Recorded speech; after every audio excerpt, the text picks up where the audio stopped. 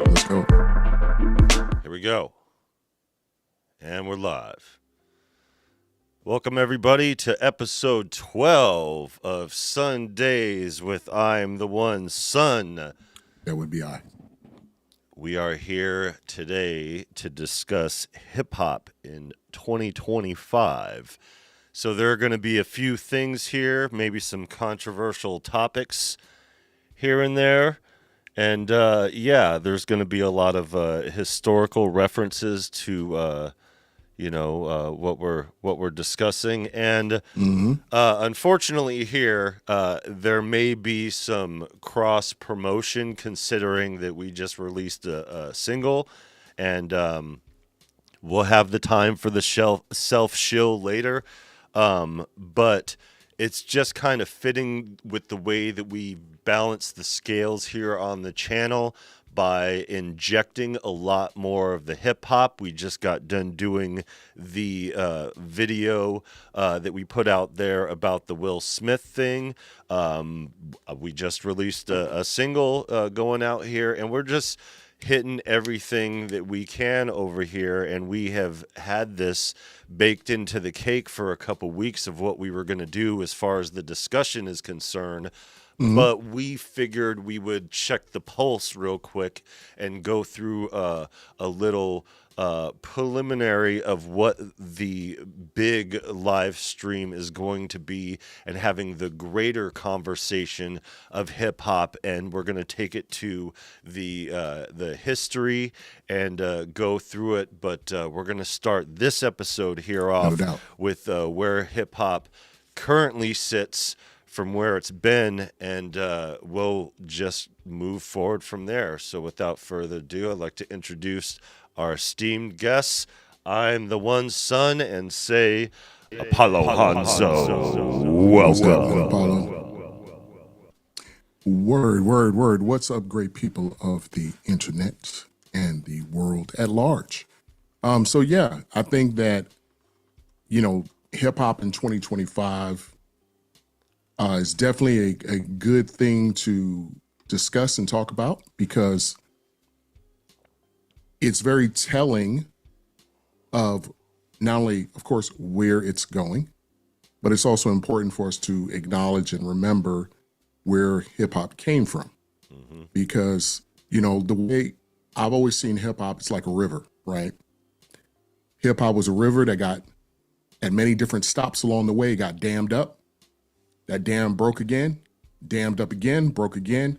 And eventually, where we are now, hip hop is an ocean, because hip hop has become, I need to stop saying just hip hop, because now we're talking about also, we could say hip hop music, we could say also rap music, right? Yeah. But then when we think about rap music, we've literally splintered off in probably 20 or so subgenres of rap.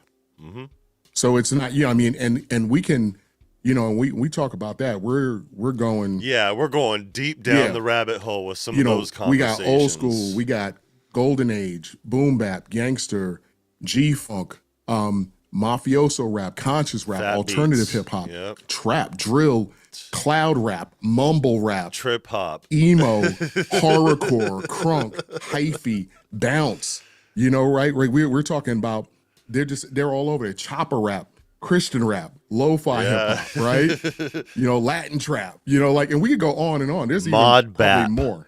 Mod bap Yeah, is the new that I discovered at right. NAM in So 2022. Mod bap. I love that shit. yeah, it just sounds, it actually It sounds kind of rolls cool. off the Like, so it really tongue. does. Sounds kind of cool. Yeah, it's But modular and boom bap mixed together. yeah, You and got mod bap. it's cool that that rap music has turned into so many things for so many people, and Hmm. everybody seeking a sound and being able to find something that they enjoy listening to. For sure. At the end of the day, right? Like, most of us are, for the ones that make music, like we do, we're also enthusiasts. We're also fans. Yeah. So I think that, like, that's, maybe we see it from a slightly different Yeah, perspective it's that, kind of like what we were you know, saying during the Will Smith conversation.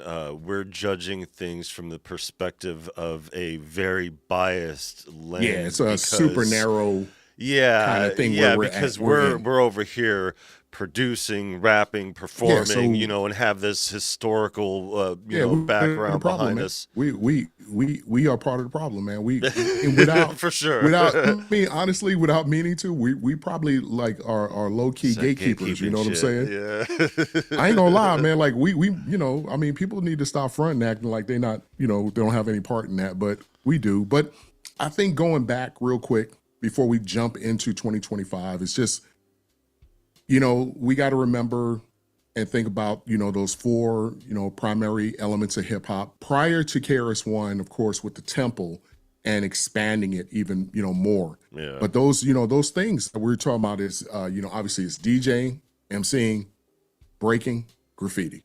Yeah. That was it. Those were the four, main ones. And then, we got to, shout out real quick to the to the originators. There were four founding architects of this thing too that we need Yeah. to show love to. And thank God that some of them are still here with us, right? For sure. And I appreciate that. And I think, if I'm correct, DJ Kool Herc, shout out to you, brother, for you are the father. You are like Star Wars.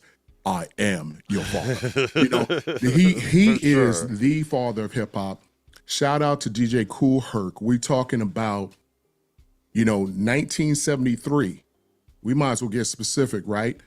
1520 Sedgwick Ave, Bronx, New York. Mm.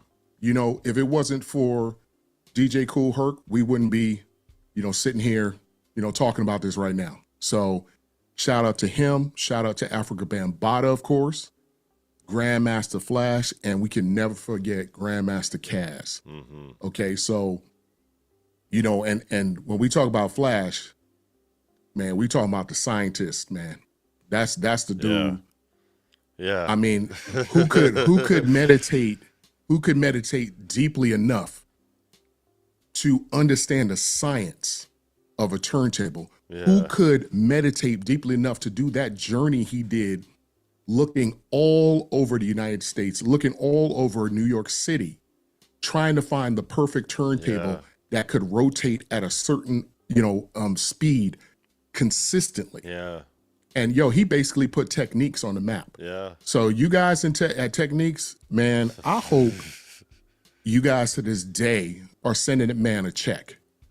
Because honest to God, you would not be the company you are without that man. They had quite the spread at NAM in 2022. As I said in my recap of that, it was all about the DJs that year. And there are a lot Not of in question. 50th anniversaries that were happening, and it was right before the 50th anniversary of hip hop. But that year before then was the 50th anniversary of No doubt. And Technics. shout out to all the homies from NAM too. All my my DJ homies, man. You guys, every year, you guys are killing it out there. Y'all are completely just destroying it on the wheels of steel. And that is, like, in itself, that's another show within NAM, Yeah, for sure. without any question. Yeah, yeah. I spent the majority of my time, and it's crazy because people that were even at NAM in 2022 were like, I didn't realize that the DJs, because they were occupied doing other things, and then when I showcased it, they're like, man, I should have went there. Like, yeah, you should have, because I had one time it was just It was Yep. all the booths Yep. were completely at Hip hop. capacity, Hip hop crowded, lives and it there, was just man. like there. And I think it Yep. was who was it? It was Lord Finesse Killed it. was spinning, and who else? Qbert was at the reloop, and then there was like a battle off between like just spectator DJs that showed up as attendees of NAMM as DJs showed up there, and they all had a jam a situation right on the circle for them. So that was dope, capturing that right when all that other history was going on. It was a Yep. great moment in hip hop, and that's what hip hop is kind of reserved to, and what a lot of people have kind of forgot about throughout the years of the whole hip hop is dead conversations, not realizing that these small, uh, uh, rarely documented moments are what hip hop stands for. Yeah. Specifically, like it's not something that you could even put a price tag, a date, or anything on it. It's just these magical moments that exist within the community who all express it at the same time. And that was one of them. Yes, you have to have the organization and the event and everything like that set up to make it happen for sure, but making that happen we have Yeah. throughout all these years, and here we are all these years later still having these magical moments, and we've experienced a lot of them here on the channel, just getting back into vinyl. And before you go with continuing here, since we're at that timeline around in your explanation here, I just Yeah. brought these out ahead of time anyways, Yeah, here because we these go. are just some of our historical pulls here. We Yep. got the Crash Crew over here that was on Mm-hmm. the Sugar Classic Hill label over label. here, Mm-hmm. 1983, and then the UTFO that has both Roxanne tracks on here, which And shocked the hell out of Yep. me. I had no 85. idea that both, 85 over here. And 85. then this is 85. one of our recent pulls over here, was this Rodney O and Mm-hmm. Joe Cooley The that Rodney actually O. has the instrumental on it. So dope for that. And these are a couple of the And that was 80, and that was 88 right there. That last one was 88. okay, yeah. So yeah, these are the things that we're doing here, and these aren't just what we're doing in these magical moments, because we also pulled something that a lot of you guys who frequent with the channel understand and have witnessed here. This Flip Mode record here turned into this Spliff Star record here, turned into this Biggie F that turns out to be Notorious B.I.G.'s obscure verse and chorus that was never released publicly, a complete promo record there. We got the Eric Sermon in the house. We got this for the instrumental. This was around the same time. Double, the Green Eye Bandit in the hands. Yeah, so shout out Eric Sermon. So this was around the same time as that Spliff Star, so 93. This was closer, both of these were closer to 92, 93, rather than 94. As you guys know your history, that's when Bad Boy and all that became a thing. And then one of my personal favorite pulls was this record right here, that is none other than one of the most respected MCs in hip hop, and that is the late Proof from D12. The sandwiched in between the D12 albums, he did this, barring out heavy on it, and it's just, I know we kind of skipped ahead there in the timeline, but this is kind of segues into where we're getting at here, where hip hop is going in 2025. And one of the things that I have noticed, not only through our own activities here on the channel, is that kind of universally it's being respected, and people are understanding that hip hop is here, and it's not only back, but it's never left. It's not just the Kendrick and Drake thing and all this stuff that's popping up in the zeitgeist. It is the historical awareness is starting to be achieved by people who are paying attention to the culture. So there's a lot more podcasting with artists who have been there from the birth of hip hop, like Drink Champs and stuff like that. Everybody's doing Right. interviews and telling the hip hop story out there, and those are some of the most viewed and some of the most controversial. There's a lot of dirt being uncovered about the game. You mentioned Hmm. Bambaataa earlier. About the stain on his record afterwards or whatever. We won't get Sure. into that because that would be a whole other episode to get into, especially with the Yeah. foundation that he laid Well, through I mean, going through that. honestly, truthfully, I wouldn't be able to speak on it because the thing is, like, if the stuff is true, like, obviously that's messed up, and like, I don't support that. Obviously, neither one of us condone any of that. But I'm just saying, I'm not qualified to speak on it. Now, there have been a couple other people who were directly involved who spoke on it and came out, Yeah, things like that, and people I big ups to them trust. and Yeah. respect to them and all that. You know what I mean? But yeah, I mean, but that's the thing is that's real life too, right? That's an unfortunate Like, side so, effect of the yeah, crazy within the musician. And it's not just the crazy within the musician. You got to realize too, and this isn't irony here why I'm wearing this Ice Cube shirt. I never wear this. I never wear. shout out Ice Cube. So, like, seriously, just like the record that we pulled yesterday. Let me just grab this real quick. Yeah, and let me just say while you grabbing that, man, real quick, I want to just real quick from Nam this Nam show, shout out to the Beat Junkies. Word. Shout out to my man, the owner of 12-inch Skin. Shout out to Pioneer, DJ, my man Zimmy and Sparks. Yo, shout out to y'all and all of the many DJs that come through. Shout out to Serato. They be having some primary players at NAM It's an that event. show up and rock their wares. And just shout out to so many of the other vendors, the microphone vendors, that Yeah. the headphone vendors. The ones who've been around know, for a minute.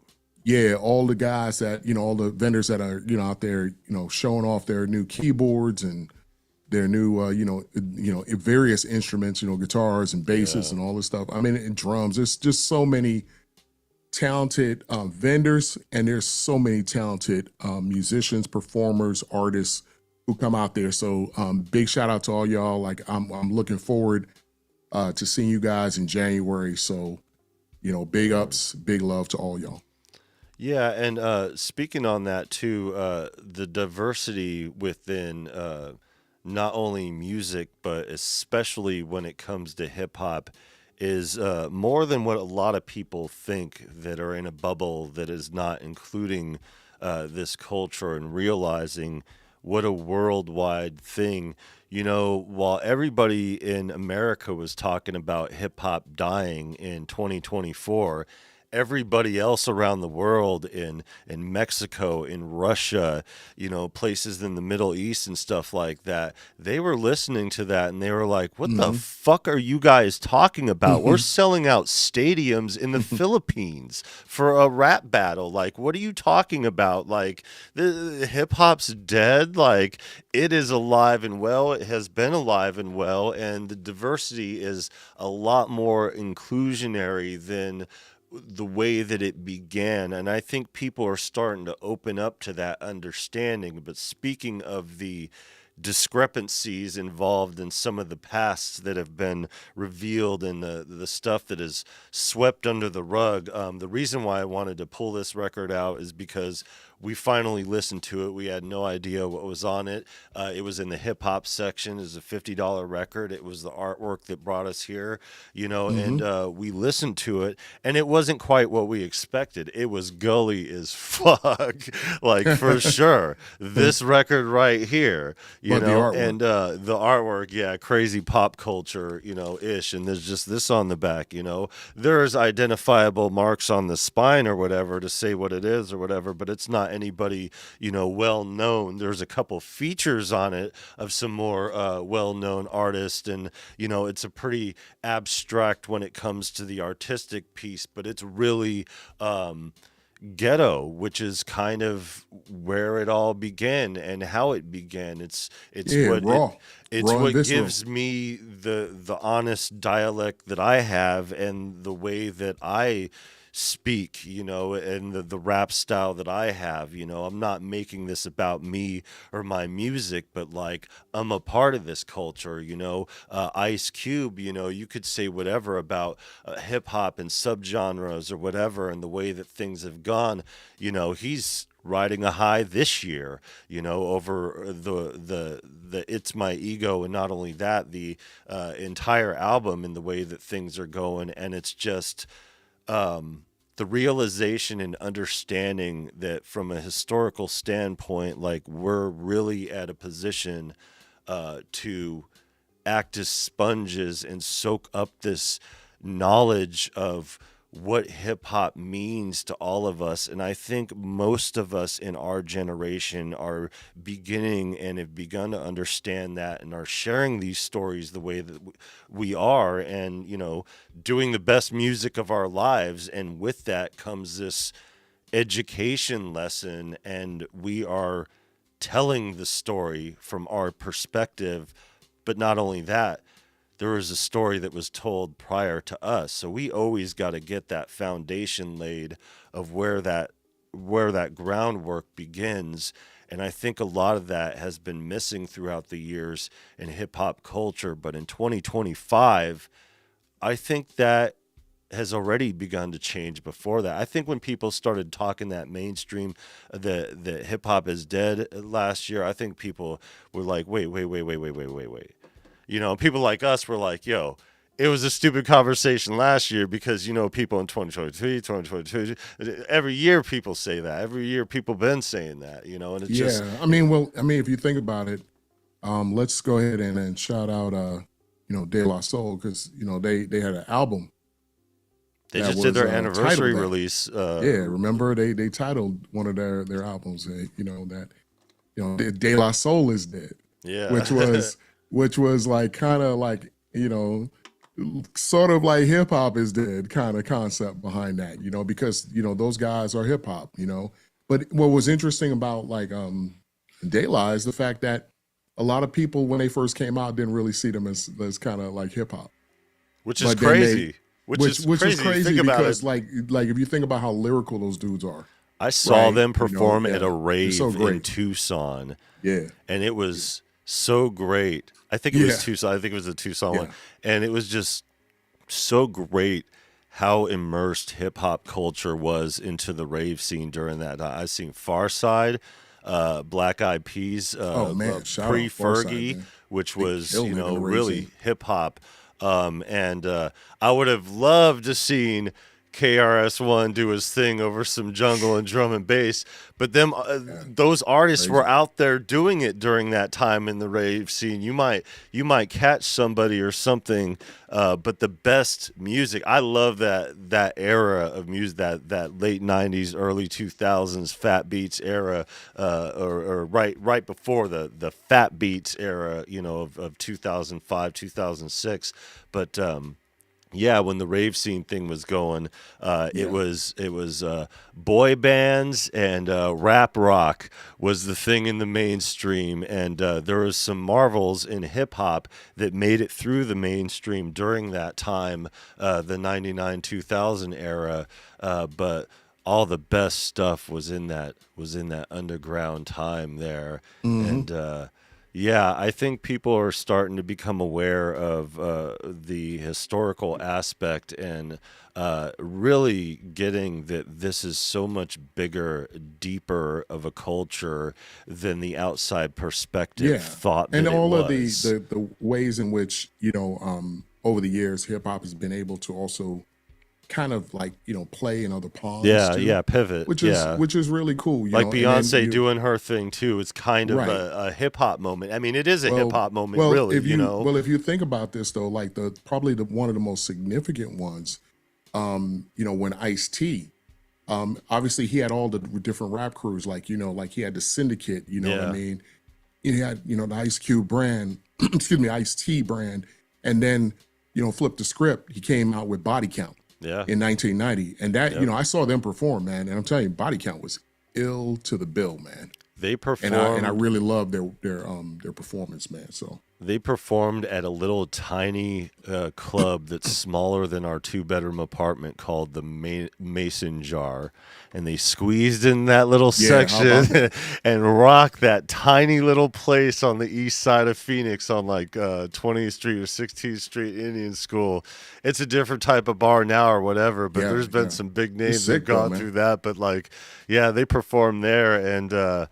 Yeah, those moments, those are moments. Yeah, speaking of Ice-T, later on down the road, did the Analog Brothers with Kool Keith, Right? and that was a great. I sold that in my first shop, and people are like, "What's this?" I was like, "Yo," and I had it playing, and they're like, "Yo, this is dope," and just messing Mm-hmm. around there on the synthesizers, doing their thing. And I never heard Ice-T rap like that, and he was straight beasting out lyrically, just talking about music production, on his features there, and it was just so damn good and Yeah, solid man. hip Yeah, hop. man. I mean, we're talking about like, those cats, man, who really, paved the way back in the day.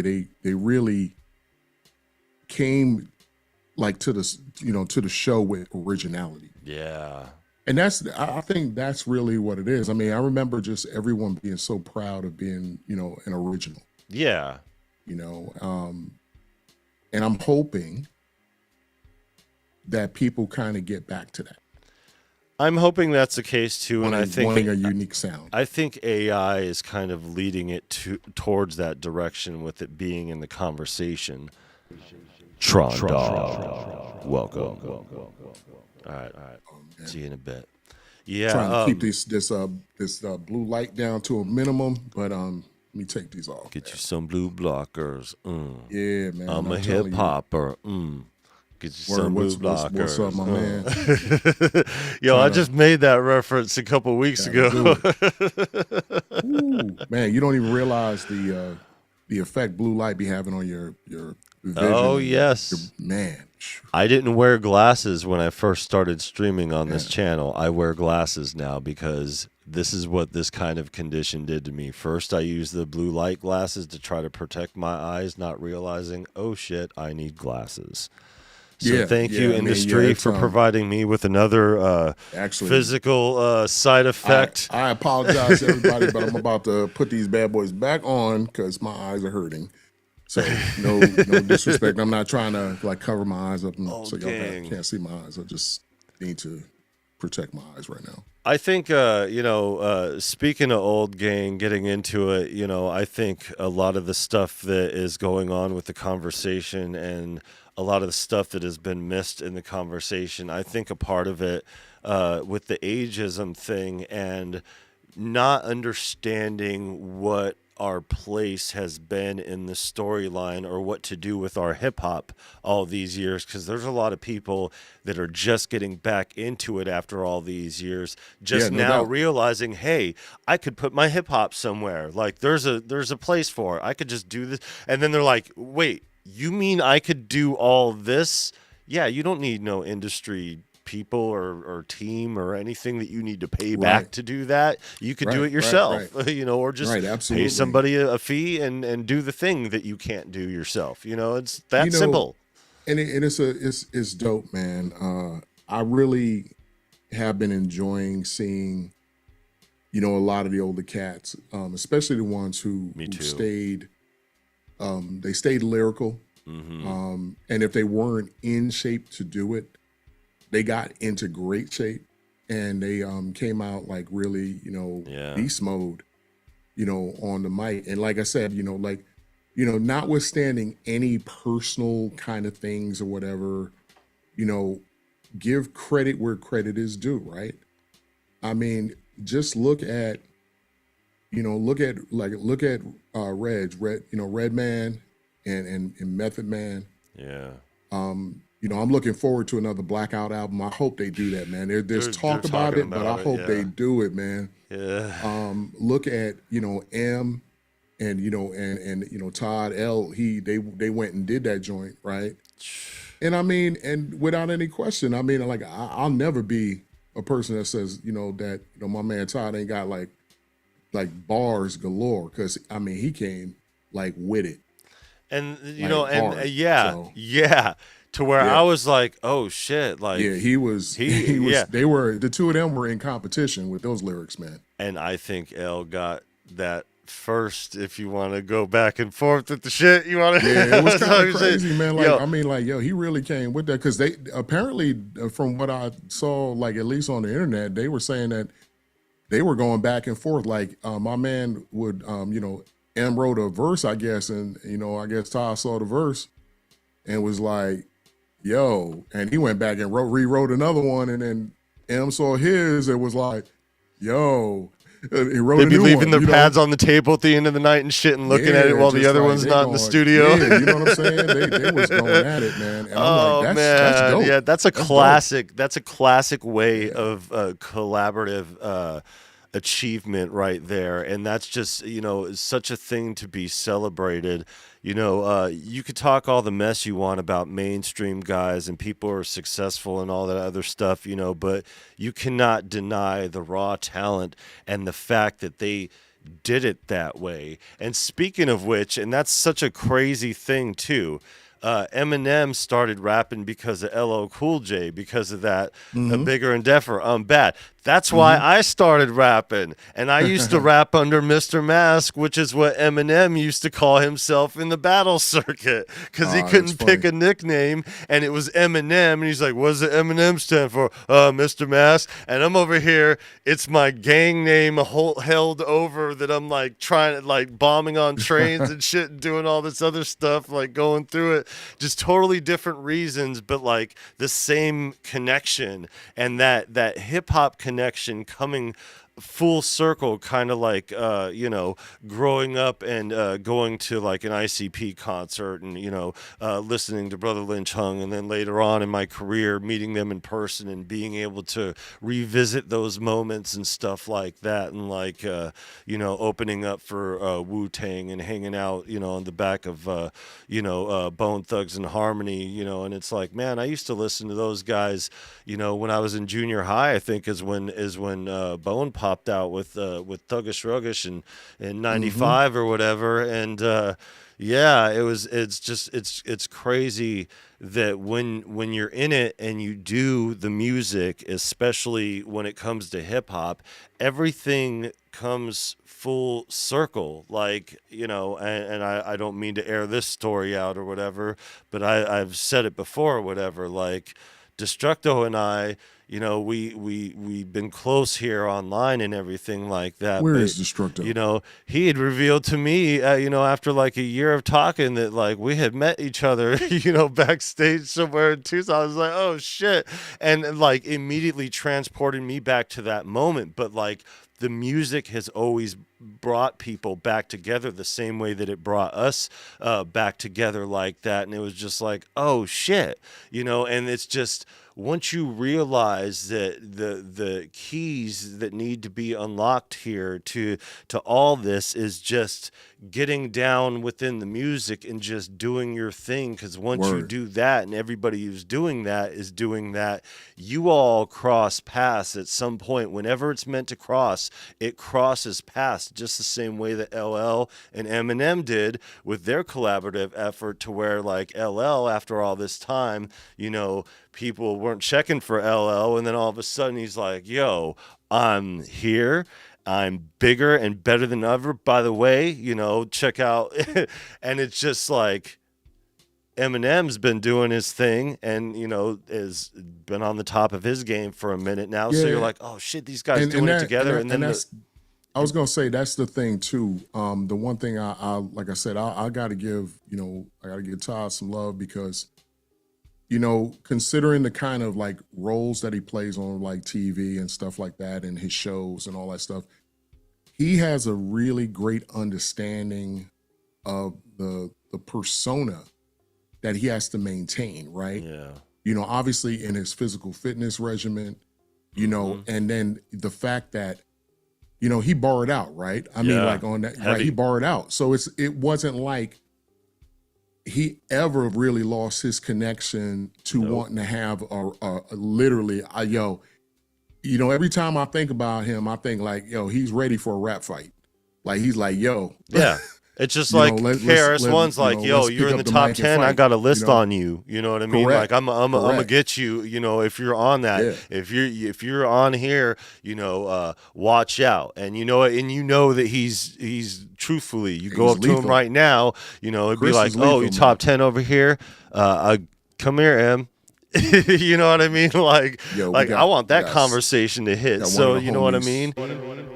DMG, welcome. What's happening, DMG? Yeah, and the crazy part, about all that and all of this, going through it and realizing that you got to do it and you got to do it the right way. Just like one of the biggest things that people are talking about in the zeitgeist with the Kendrick Lamar performance at the Super Bowl was the fact that he didn't use a backing track. One of the things that people are talking about most in hip hop about this Drake situation isn't the lawsuits, which are problematic enough.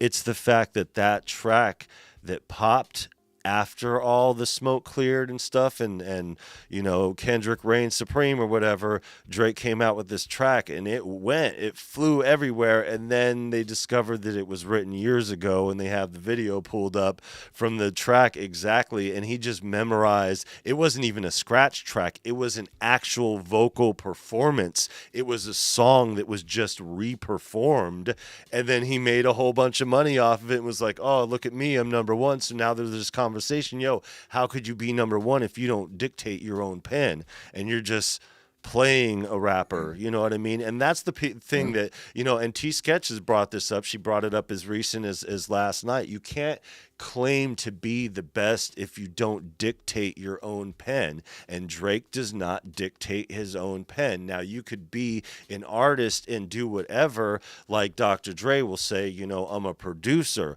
but I'll rap, but I'll make sure that I'm the one producing how that rap is being achieved, how I'm going to say it, who I'm going to get to write that rap for me to perform it, and I'm going to tell you guys and show you guys this is how I'm going to do this. Wait, gotta close the door because I'm gonna do this behind the scenes. And here, open this up here. You guys can see this process. Do this over here and do it. So hold on.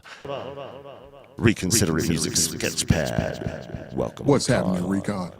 Yeah, so it's stuff like that, and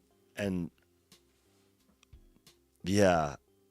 Yeah. I get it. I get it. I know the energy. I know the passion. I hear it in your voice, and I know what you're saying.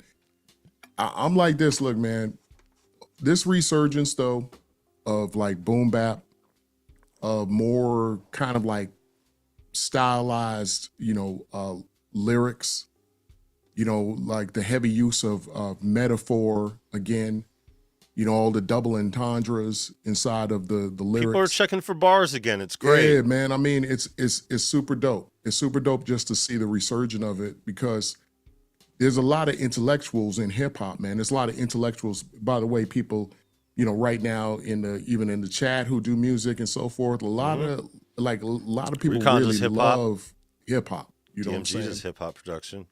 Yeah, DMG, man. Tron Dogs is hip hop too. That's what's up. If I'm not mistaken. But yeah. Yeah, throw it in the just throw it in the chat, guys. For everybody that really loves some boom bap, but really all about that hip hop. Yeah, who in here does hip hop know. music? Like whether you're an MC, produce hip hop beats, or just overall love the craft, DJ, whatever. Hell, even if you're a hip hop promoter. Yeah, if you have any elements or inclination towards hip hop, yeah, let us know in the chat. Like, let us know if you break dance, if you do graffiti, the b-boy, DJ. That's one reason that was one thing that gravitated me towards the rave scene, was because all the elements were represented, including the b-boy, especially the b-boy element, but even, beatboxing, the same way, bless you, the same way that, beatbox battling is still a thing and survived through Scribble Jam and all that other stuff, and Yeah, yeah, yeah. people are checking for bars the same way that they were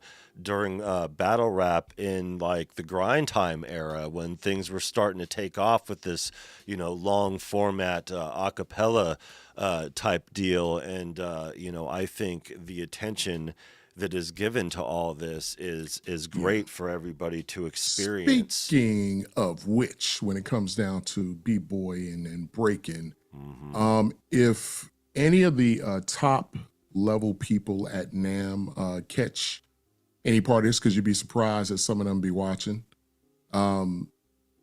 I think that, maybe there should be a consideration of having an area for b-boys to perform at Yeah, NAM. I I did a think that would be video dope. about it for 2023, I think it was, and it was the 50th anniversary thing, and for hip hop. I don't mean to just gloss over it like that, but I was not kind of, I was tremendously disappointed how underrepresented hip hop was at Oh, NAM. yeah, Um, and I got the like. I'm not going to get into it online, but because I got like relationships I got to maintain there with some of the yeah, leadership. But what I do know the reason why a lot of that didn't get kind of done at the time. Um, it's kind of sad, but it's a reality. I Like of I think I culture, or at least the interpretation of the culture. I'll put it that way. Yeah, and that's the thing. I think it would have been completely safe at the time. I understand I don't know, the apprehensiveness So and for the those of y'all who don't know, I'm not gonna, like I said, I'm not getting specifics, but I will say this: if you guys know, the NAM show is held in Anaheim at the convention center, yeah, and right across the street is Disneyland. Like yeah. literally, you go across the street, you go to the right, and keep going, and make a right turn, and you're at the entrance of Disneyland. Okay, so Yeah. just so you can understand the proximity Yeah, of, hotels yeah, within the convention center, and then the hotel that we were at, which was just a little walking distance, is two hotels down. We had overlooking the fireworks every night. So yeah, like, yeah. It's yeah, we crazy, right? Yeah, specifically picked that view so little Tussin when he's you five would go to can. sleep. The fireworks and everything like that. You now you feel like you're at Disneyland, little Tussin. This world needs a hero.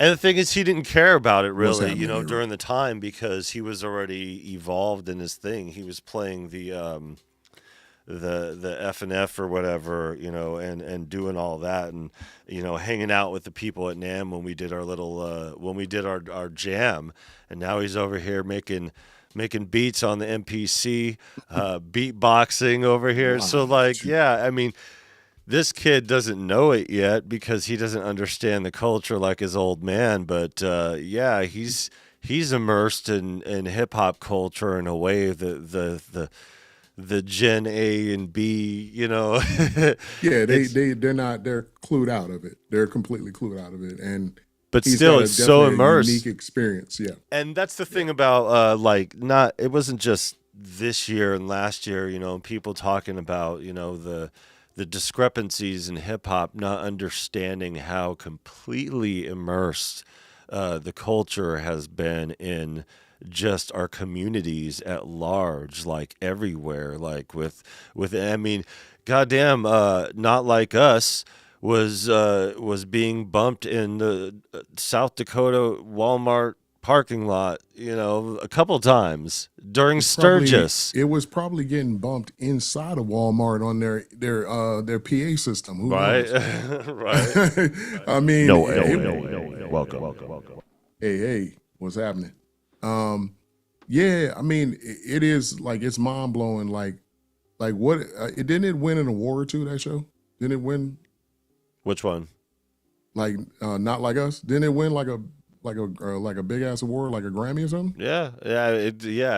It went. It run the gamut. Yeah, That's like crazy, man. I look, four. hey, I don't know about y'all, but I don't think I ever heard of a diss song getting a Grammy before. That is some wild shit, y'all. And see, That shit is so illy, man. I think that's one of the big things that people are like, oh shit, hip hop's back. It's like, hey, fuck you, buddy. It never left, for one, and for two, no doubt. like, you're talking people that are in their like mid and late 30s. So like you're talking grown folks business here. So when anybody wants to talk that ageism shit, the year before Killer Mike, who's That was pushing pretty 50, here. And yeah, great moment for him. And what do you say?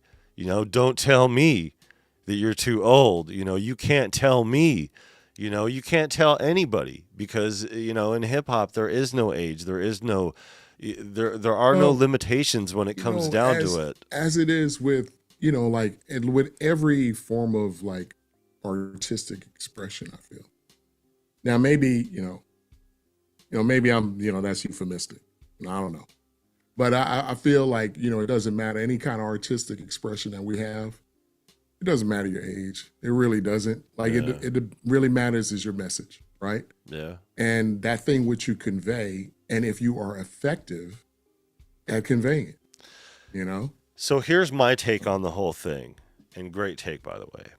And my whole thing is that, so musicians, classically trained musicians, their argument to become classically trained is this is the universal language that exists within these keys to be able to communicate in this fashion. In hip hop, it is orchestrated in a similar fashion. However, it revolves around what is up here in your mind, how you dictate your bars. But it's a multifaceted thing. I mean, yes, performing and being able to slam the keys and hit the notes and do whatever specific, translating that the way that you do is also a part of it. But it's just something so much more complex in hip hop, into fitting this story into having the beginning, middle, and end, into knowing when to joke, when to be serious, when to be political, when to be, emotional, just these things that translate through everybody musically, but through hip hop. Some of us may not know how to communicate this way through these keys, but we have these ultra complex, idealistic ways that we communicate something much more advanced than just the properties of understanding musical notation. And instead, we sample what we hear, we put it together in a cohesive piece that just happens to be, for most of us, on key because we realize, without even understanding what the keys are, to put them together, because we listen for what sounds good, because something that it goes together. And what the squares don't understand about hip hop culture is it always been something that has been valued by the community at large. Sonics and sound and being rhythmically in key and being able to be there and active to dictate these words. Man, and I could tell you that, and some of them may admit it, some may not, but I know like quite a number of them that would openly admit it, that so many of the producers, artists of the 80s and the early 90s, they had no musical training, no music theory whatsoever. Yeah. They sample records and they figured out what that should sound like. I mean, they weren't sitting around in the basement, by the way, guys, talking about, oh, what's in key? That's not in key. That's not in key. And you hear this conversation. That sound good. Yeah, that sound good. Yeah, that sound good. Look, that sound good. Yo, that sound good. Sound that dope. sound good. This sound good. That sound good. Exactly. And then it was just like, and then next minute, it was like hit record, right? Yeah, shit. So that's really doing and exactly what you just said and did. Just keep in mind, everybody, that hip hop, especially in the beginning days of it, it was just fun, y'all. And so, it like, still is. Like, it's still. You see that smile on Kendrick Lamar's face at the Super Bowl for sure. No doubt. If you making music, that's the smile that broke the internet. Goddamn it! Nobody breaks the internet with a goddamn smile. Exactly. And have fun, T-Sketch guys. Beats. Oh, word. What's up, man? T-Sketch. Hey, T-Sketch. What's up, my fellow native New Yorker? What's happening? Oh, T-Sketch, I don't know if you was up in here at the beginning, but I was in here breaking it down from the very, very, very beginning. That's why I slipped that New York visual in there with the city landscape.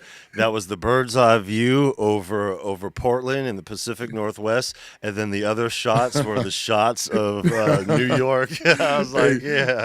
T-Sketch, you missed it. I was getting all kinds of ashes and finger snaps. People were just like, I'm just kidding, but we definitely just covered the heroes of hip hop, that the architects that started. She's been on Drake's ass. Yeah, she's been on Drake's ass for sure. She's like, you ain't dictate your own pen. Don't call yourself the best.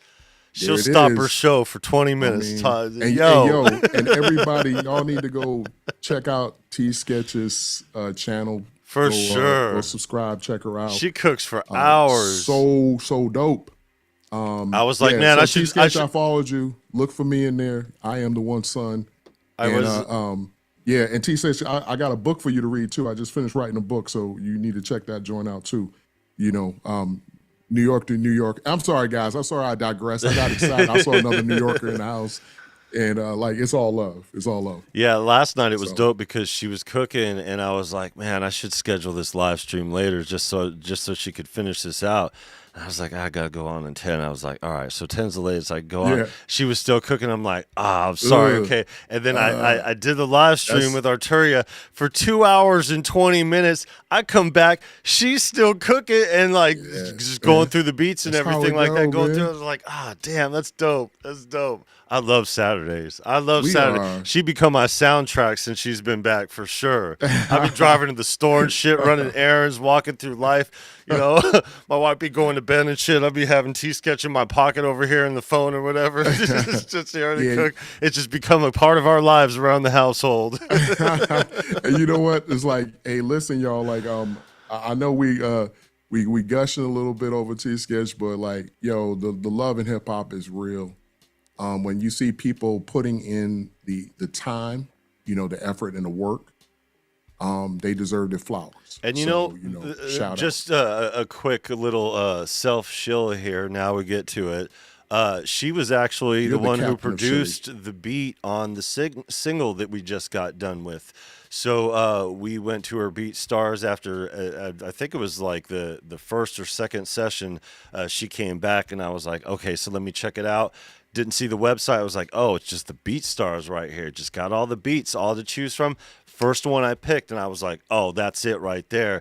And then went through a couple others. I was like, nah, it was that first one. First one I picked, grabbed it right away, and just away, just vibed with it. Because I sent you the scratch track right after I dictated it. I sent you, and I think I sent Destructo the scratch track. And I never sent anybody scratch tracks like that unless they're working on it. He was on it. He was on it real quick. He was on it. Yeah, I was. And the thing is that was what, February? I was talking about it's quite a year already. And then in between doing the video and all that, the Super Bowl performance happened. All this stuff has been happening enough to slide it into the visual or whatever. But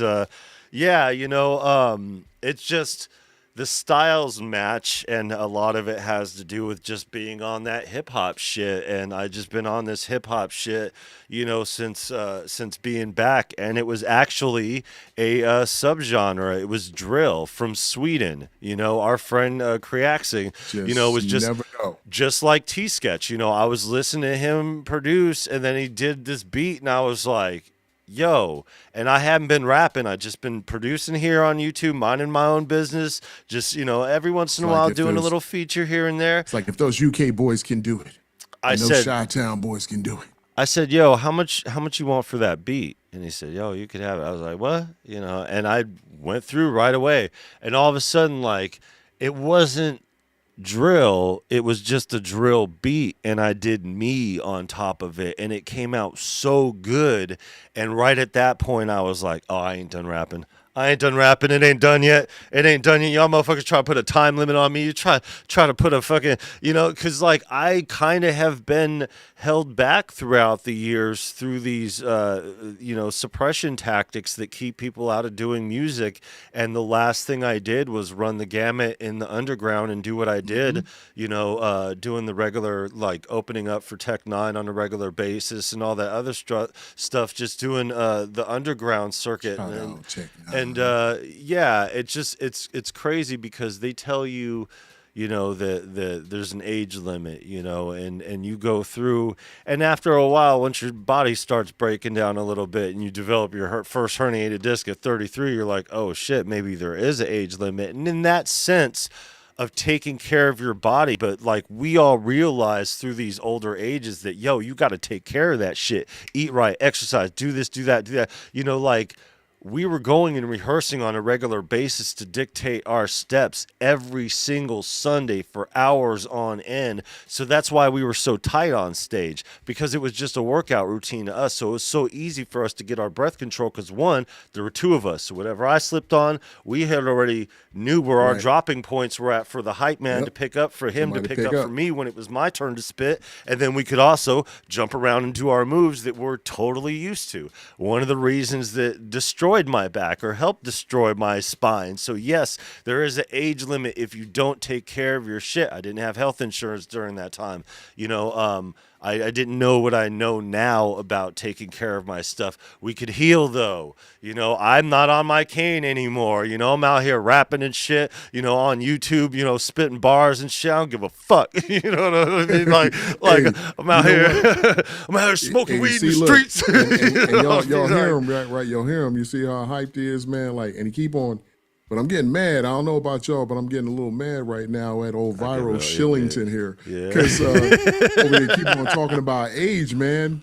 You stop, man. You making my back hurt right now talking about all that age. Yeah, man. see. Because that's why you need to be standing up, man. I might be a tad, just a tad bit older than Viral. See, and that's the thing about it. That was one of the like epiphanies throughout all this, going through it. Like I just realized, like, there's going to come that time to where my body crosses that line to where I can't go out there and run the gamut. And I have like a 7 to 15 year, if I'm being that generous, 15, but likely 7 to 10 years if I'm I was lucky. getting ready to tell you, I'm about to give you eight years on that, brother. But you know how long it takes to do a good run in music, whatever, but in hip hop to make a stink, to have a classic moment, it only takes one moment. It only takes one fucking moment, and you could just have the one song, and that could be it. You could ride off into the sunset. Just run with it. Yeah, you know what? A solid moment for a rap career, for a hip hop career, 2 to 3 years. Forever immortalized. So you could still run the gamut in a 7-10 year time stretch if you only need the couple years. So I have the ability to really take my time with the shit. But take the time is something I don't need to do because I've been rapping for 30 years. This year is my 30th year writing raps. You know what I mean? Like, I thought about it, and I knew I was going to do it, but I didn't start rapping until I was 13. There, Viral. 30 years, man. It's my 30th rap anniversary. Salute. Time to make some fucking hip hop. We about to make an official. Rapping is like crack, and I'm a fiend by Kim Vibes. Man, you're not lying, man. Like, fucking love it. It is very addictive, man. We are stronger than we believe. That's facts. Yeah, I had to put it. Put it away though for, well, at least I knew when it was time for me to put it away. And it really goes back to, I mean, look at like 2025. Like right now, you're a primary example of the move in 2025 there, Viral. My back was broken. I thought you're a part of that. 11 herniated discs. I never thought I'd be able to hit the stage again. Not only am I going to hit the stage again, but I'm in better shape than I was the last time I hit the stage in 2010. No doubt. See, it's crazy. And I'm all these years later. Now, T-Sketch, you can chime in here if you want to for me, but I shared on another show that you really, in order to be, you got to be in it to win it when it comes to hip hop, and we know that the the real Let's get our way in which egos out. you truly grow in hip hop is you got to get out there and perform and tour. Yeah. Right. You got to do it. And I was just sharing how, like, I went on a long tour many, many moons ago, and it was a long tour too. And I got to tell you, like about 3/4 of the way in, I was like, this ain't for me. Like as much as I love it, I was like, this ain't it. It really hits on that 12th day, doesn't it? Yeah, it was just like that nah, 12th day is that like, magic nah, number. okay, That's I'm when okay. it starts. You start feeling it, and you're like, yeah. oh, shit, I mean, here it I was getting comes. tired of smelling people's feet on the bus. Oh, you had one of those tours. Man, Goddamn. well, that was part of it because I mean, Shout out to the independents. No. I mean, talking about like when we would get to like another country, right? So Oh, they shit. decided let's do Okay. let's do a bus to get to city though. Yeah, nah, okay. And I was just like, Yeah. man, I was like, yo, I was tired of You smelling talk about people's grinding feet. out for real. Yeah, you know, people's funky drawers was up in there. You know, people blowing up the bathroom, you know, the head. And I was like, man, I'm like, yo, I miss my house. I miss my bed. I miss my woman. You know, like it was just crazy. Yeah, it was crazy. Yeah, crazy. and that's I a was crazy like, nah. thing about doing hip hop as what you like to call an evolved consciousness. You know, Yeah. we were having this conversation about Will Smith being an evolved consciousness in his demographic, and his demographic True is enough. Hollywood, enough. A-list, professional, and all that other stuff. But our demographic, you know, being in hip hop and, you know, what we do, it's just so much deeper when you're grown.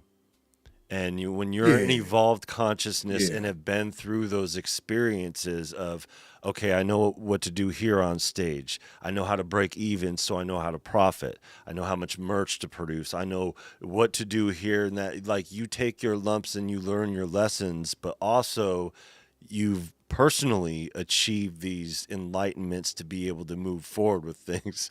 My Yeah, you notes, see what 2 she cents did? for BO.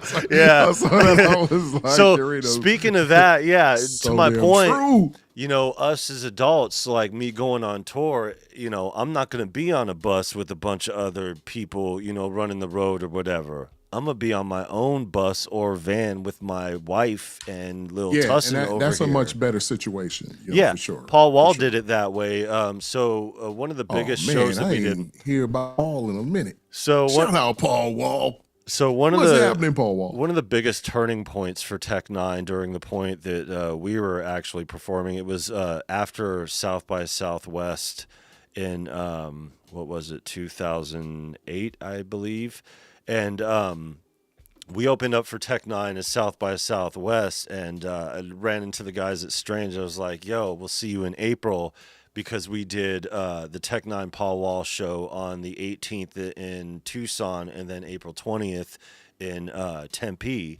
But the thing is, even though he had a big old bus with a rap and everything, you know, and people were doing their thing and or whatever, but he was on his own with his family and shit, you know, doing the grown man, and he made himself available, you know, he really had a hustle or whatever. And, you know, I felt kind of bad because me and Intrinsic, we used to open our show called Fuck Paul Wall, Fuck Mike Jones, fuck, you know, we were talking about all these people like Underground, you know, got the whole crowd ramped up for Underground or whatever. And then like it had been a couple years since then, and then meeting him in person and shit. And I was like, yo, I respect your hustle. And he knew what I meant at that Yeah, time, I too. mean, you know, He never no doubt. heard or anything like that. I would never condescend to even think that, you know, us doing that was even in a stratosphere. We didn't even do it on stage or close to that. We wouldn't dare, especially. But at that moment, he knew, though, because I've been hanging out with him, you know, at the merch counter, because our merch booth was right next to his or whatever, and watching how he was available to the fans and everything. And then, Yep. you know, afterwards go on the bus with his wife and kid and everything. And it was like, you know, see, that's the shit, and then, fast forward to with, Bone, they got the stripper pole in the in the stretch Humvee, and I'm standing outside crazy. Oh He's man, like, yeah, they could have that in there. I'm shout like, out yeah, I Bone would be, Thugs, man. I'm right out here. I love those dudes, man. I love them to death, and They party harder yeah, more than anybody I've ever met in the industry. So yeah, they show they love. Hey, and you know what? Speaking in 2025, so I don't really do a lot of like full on production anymore, but I gotta shout out somebody real quick to actor Rich Ting. He's on Prime Video and all kinds of other networks. Asian actor, dude is super dope. Came through and showed me some love on my socials, and I really appreciate you, Rich Ting. So shout out to you, nice. brother, for recognizing when you hear something that's frequency dope.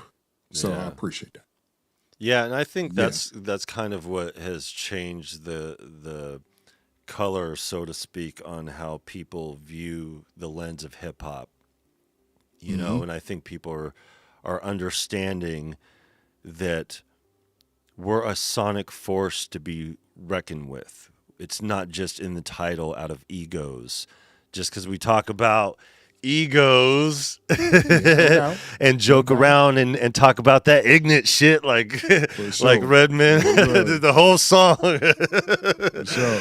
you know Without any question. and even you see me get in my bag when I get worked up. I'm like over here, all of a sudden my dialect changes and that slang starts hitting. Motherfucker. I start pushing that shit. But that's the thing of it. Behind all Oh, of that is a sonically tuned ear who absolutely. understands the culture behind it and the musical elements behind creating every element. I've been on every side of this culture to say, yo, you're not going to tell me that I'm not a part of the culture just because you don't understand who I am. Even through going through these records, there's people that only exist on record and in no other format that you could only Exactly. hear in this format that'll never exist because they wanted to be that obscure. I Right. knew that Virus, even though that's what people called me because of my real name, it just was natural for me because people already called me that. But still, I knew that would fade into obscurity and people would have to find me. If you type in Virus, you're not going to find no musician. You got to type in me plus my album title. You know what I mean? To find me, and I wanted it to Yep. be No like doubt. that. I've changed my tune a little bit on that, but there's a reason why Tech Nine goes N9 NE. There's a reason why Yeah. Spice One did Spice One. There's a reason why MC8 did MEI. The reason why he spelt the Yeah. name the way that he did. DJ Quick. And You don't just do this because you're like, yo. You do it yo, because and you T want to Sketch, stand out I of see all of you. it. I see you on the frequency thing. Oh, here you Yes, go. yes, indeed. Yeah, word. I live in that zone. You know what I'm saying? I live in there. Like I got a few of them, but I live in that one for sure. Yeah, for She sure, been for sure. burning the what the hell is that stuff called? I'm not even gonna say it because I'll butcher it trying to even say it.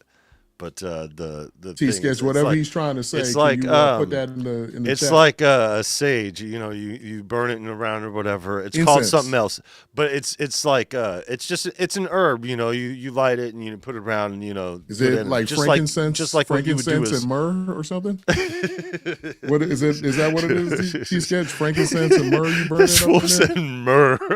Yeah, hey, that's real for us, man. That's real. I'm not kidding, man. That's real for us, man. That's straight from our community, bro. Yeah, Like, word. cause we on some. Hey, look, we on some Egypt, Africa for real. Yo, but see, and that's the thing about it. Like, I had no idea when I was first getting into culture, collecting Yo MTV Raps cards. It's like, and this has just gone around recently because people are starting to revisit Eminem and some of the ways that he talked. Palo Santo. There you go. Oh, word. There you That's go. what's up. And That's what's up. Sage. Yeah. Yep, So and okay. Sage. All Yes, right. There you go. gotta clear it all out. Gotta clear it all out. So, I'm about to sage you right now. This is for viral, y'all. I'm yeah, saging him out yeah, right clear now. the demons because I'm about to get, Because viral need that right now. I'm about to come with the hot take over here on the zeitgeist shit because, speaking of Eminem, he's been in the conversation lately because people have been revisiting his dialect when he was a battle rapper because he used to, be a little bit loose with them He N used to be words, dropping doing the that. N-word. And the thing is, though, is that there were a lot of white MCs that were like that, and especially in Detroit. And we were having the conversation about that. Kid Rock did it. The Twisted, who was signed to ICP, their first album, even on Psychopathic, on a couple of even songs that they did it, it was something that was more normalized in that region that's like not normalized in other regions, but still. Where I was from, being in Phoenix, if you heard that from a white MC, all of a sudden the crowd would turn on you. Whether you had complex metaphors, whatever, great dialect, whatever, you could totally tear down a motherfucker. If you said that, even if you said... It's not for everybody to say. And even if you had permission from the people behind you and you're like, yo, these my, and do whatever, the crowd will turn on you and that'll be the end. But in Detroit's more community based. So if you had a rep and you knew and people in the community knew you, things would be you would get away with a lot more because at a time getting up to that point you would get away with a lot less because if you're at that point then you've already gotten away with. I think it was individual based. I think it had a lot to do with it. It was more because it was M, because it was. And M. I think a lot of his past from those days came from his associations. So he kind of like in a lot of ways, he got accepted in some circles that not all the time people get accepted in. Yeah. Right. And so, automatically was like, yo, he's one of us, literally one of us. So, but people say that about me. You're never going to find any old mixtape from when I was 13 and me slipping an N-word in there. Not even on me, not even on any racist rap hour. You know what I mean? Just so y'all know, I'm going to wait until about 5 years from now after like my man Sai blow up, and then I'm going to go ahead and release the tapes. So... He's gonna be the most put together. He's gonna be like, "Yo, look what I did here." It's gonna be some chops. Make it. You gonna hear me viral? I'm gonna start the video like this. Be able to tell the difference. And viral. If you try to stop my video, I'm gonna break your wrist. Yo, and us having a good laugh about that. That's a piece of hip hop history that a lot of people didn't understand during that point. People didn't even realize that Will Smith said "bitch" in his rap. Yeah. It was crazy. Spider. Welcome. Yo, what's happening there, Spider? Hey, yo, going to find me saying it on the radio. You know what's crazy too, man. In 2025, it's crazy how people be forgetting who you are and whatnot, and they done seen you on like YouTube. Like that's crazy to me. Oh, that's crazy. I don't even know who you are anymore, man. Yes, you know who you are. Yeah, And I don't know any of those people you were talking about still. It's like, what do you mean? The changes with things in this industry that have come across, a lot of them have come to fruition because of the Kendrick Drake thing. And a lot of it has been exposed to a lot of us in the culture have already known that Drake don't dictate his own pen, for the most part, so like he has a team of writers, and it's fine to have a team of writers if you're, whatever, Rick Ross has plenty of those songs. Hey man, but he delivers it with such authenticity, man. And there it is. And that's kind of the reason why it was titled the way that it was with the Will Smith thing, the authenticity problem, when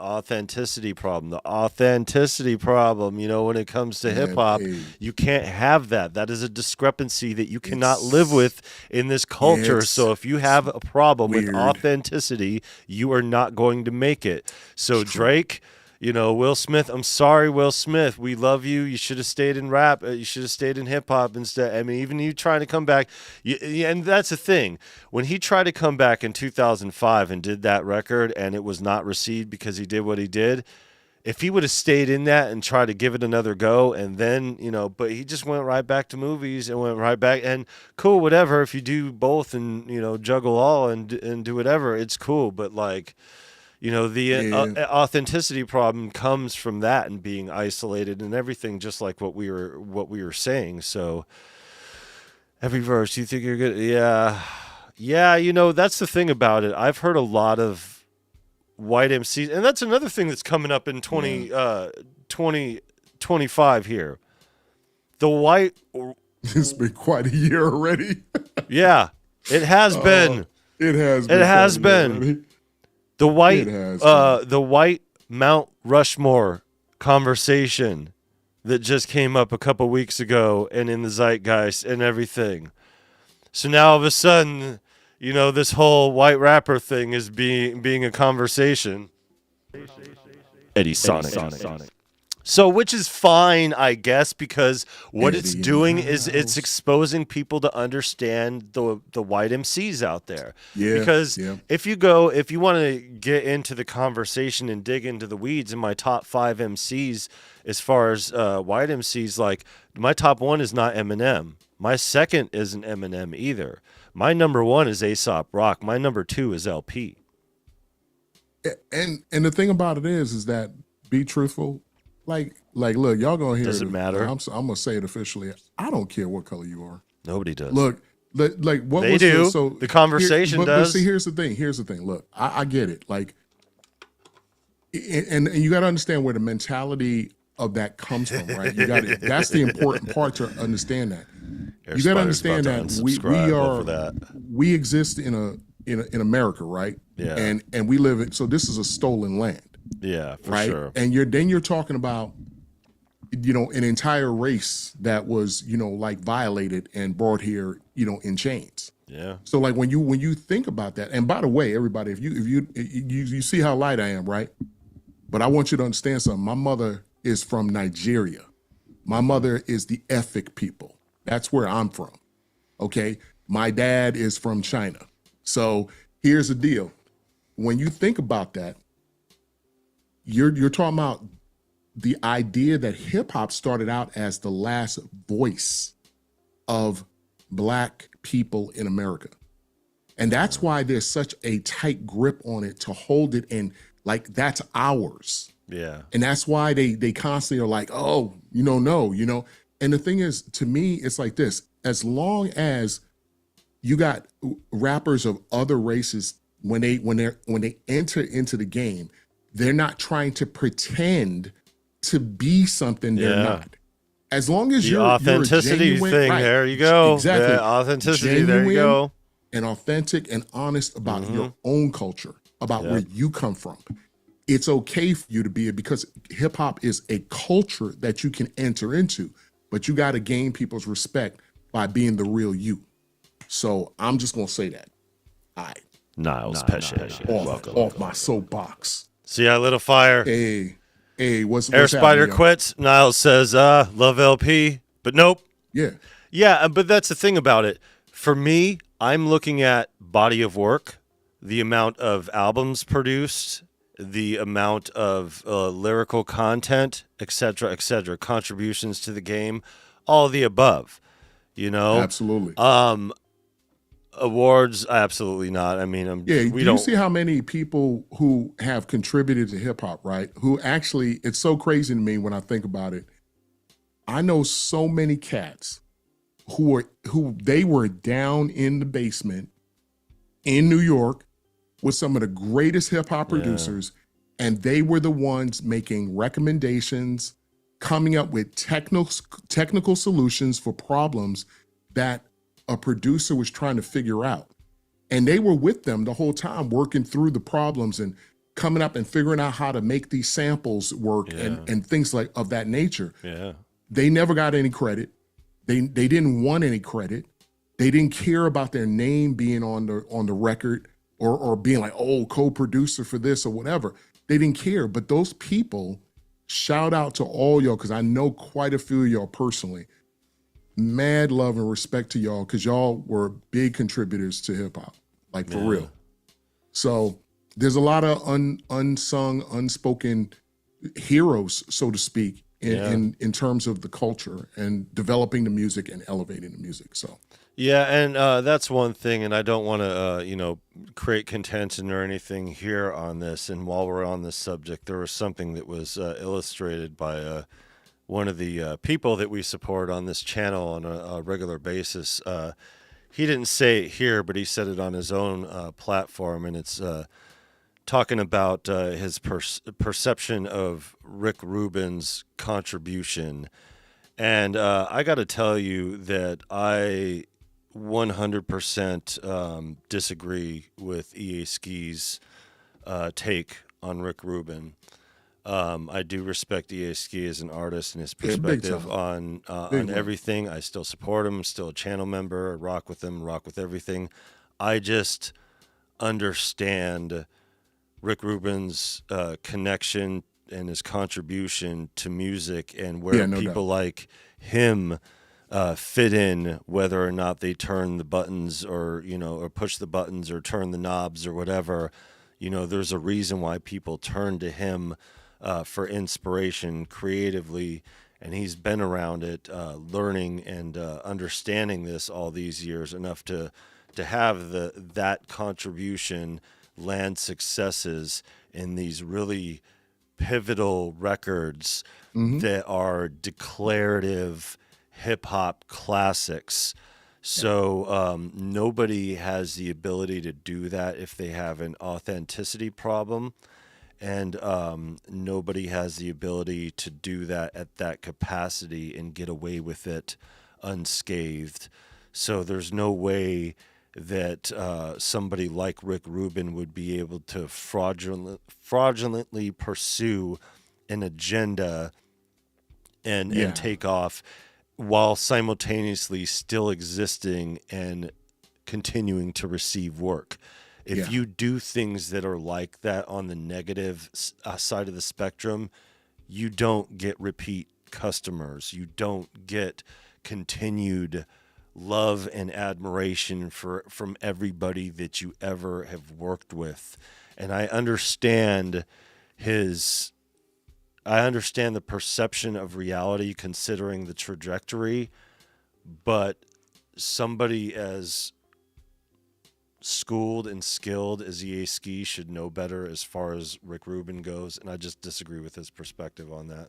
I just wanted to well, say that because Rick yeah, Rubin is such a heavy contributor still to the hip hop conversation, and to just dismiss him as a white boy who ran off with the culture is not the truth. So, well, and I wasn't I there, will so say I can't this. say one way or Yeah, another, other than and the fact that I have seen and heard things from the people who have worked with him that are impeccable and unbreakable.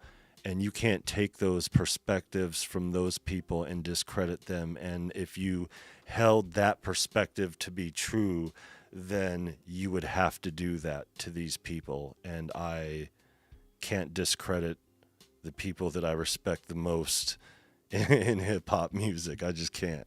yeah, It comes down yeah, to it. I hear that. I hear that, I Seven feel you Smile on that. Sweet, I sweet, sweet. Welcome. Sorry. word. What's up, you guys? One of the things that I was going to just say is that something important to think about, and I have nothing to say in regards to Rick Rubin because I have met Rick Rubin once. I do not have a relationship with him like that. I've never been in the studio with him, things of this nature. But I can tell you this, guys, I have been in the studio with a couple of guys that get co-producer credits on albums, right? And they do not make beats. They do not turn knobs. And the reason Yeah. why they get those credits is they did earn them. Trust me when Yeah. I say it, because I watched a couple of these co-producers. They have a relationship with the artist and they literally bring out the best performance Yeah. in the artist while they're inside the engineering booth. They're Yeah. communicating with them and they're saying, hey, try it like this, inflect this way, do this, watch your breath here. This is, and it's Yeah. just like, it's like coaching, right? Like, Yeah. cause they know what a good song sounds like. Yeah. So from that perspective only can I approach this, because I've watched that in real time, Yeah. and I've seen some really beautiful music get created because that person was in the room. Yeah. That's all I'm gonna say. Other than that, I don't have any opinion about it one way or another. Yeah, and eventually, and you've seen video and pictures of him turning the knobs. It's not that he doesn't know how to do it. It's just eventually you get to the point to where you need to free yourself up to maximize the creativity and the museness of it all. Most of his creativity is done laying on the damn couch with his eyes closed. You don't know that he's working, and then he gets up and all of a sudden everything changes and you're like, wait, what the hell happened? Is it, oh, Rick got up. Rick got up because he'd been listening this whole time of how things, and he did an orchestrated thing in his mind, and he has the thing put together. Now let's try it this way. I've seen that happen. Yeah, sure. I've seen that happen. I wasn't live there person, but it's on video for us all to see. So, I understand, business on the back end is what it is, but I mean, you're talking legends in the game. You don't make your stain and make your name by screwing people over, especially when they come back to you for more assistance in becoming that greatness that you need to be or feel that you need out of that. Some don't, but it doesn't matter. He's dope. He's one of those people that I've seen work that I have worked with people like Rick Rubin, maybe not with the credentials, but people that work that way. They don't know shit about music notation. They don't know shit about engineering. Not saying that he doesn't know those things, but like they don't know the traditional way of mapping things out the way that you're taught. The traditional path isn't followed by these guys that are wired up here completely different. So the way that they're wired up here to reach this, is different from the way that somebody's over here like, yo, Lo, help me get that. Help me get that connection, because I would like to connect this to make that, and because you know how to do that, let me see what you got over here. I fucks with that. And then they come out and they're like, yo, that's the most profound shit I ever did in my life.